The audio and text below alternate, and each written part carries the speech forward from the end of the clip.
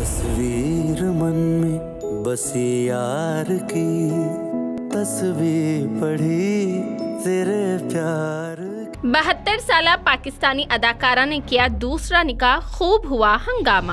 کہا جاتا ہے کہ پیار کی کوئی عمر نہیں ہوتی، لیکن کئی بار اس کہاوت پر عمل کرتے ہوئے لوگ عمر کے اس مرحلے میں شادی کر لیتے ہیں جب وہ دادا دادی بننے کی عمر کے ہوتے ہیں۔ تب انہیں زبردست ٹرولنگ اور طعنوں کا سامنا کرنا پڑتا ہے۔ کچھ مشہور شخصیات کے ساتھ بھی ایسا ہی ہوتا ہے۔ بالی ووڈ، ہالی ووڈ سمیت پوری انٹرٹینمنٹ کی دنیا میں ایسے کئی ستارے ہیں جنہوں نے 40-50 سال یا اس کے بعد کی عمر میں ہم سفر کا انتخاب کیا۔ پاکستانی اداکارہ ثمینہ احمد نے بھی کچھ ایسا ہی کیا۔ ثمینہ نے 72 سال کی عمر میں شادی کر کے سب کو حیران کر ڈالا۔ کچھ نے ان کی ہمت کی تعریف کی تو کچھ نے انہیں بالکل پسند نہیں کیا۔ ثمینہ احمد پاکستانی انٹرٹینمنٹ انڈسٹری کا ایک جانا پہچانا نام ہے۔ وہ کئی پاکستانی ڈراموں میں دادی یا نانی کا کردار ادا کر چکی ہے۔ ثمینہ احمد سنو چندا سے لے کر میرے ہم سفر جیسے کئی سپر ہٹ ڈراموں میں نظر آ چکی ہے۔ اس کے علاوہ وہ مورل کی سیریز میں مورل میں بھی اہم کردار ادا کرتی نظر آئی ہے، یعنی اب وہ بین الاقوامی اسٹار بن چکی ہے۔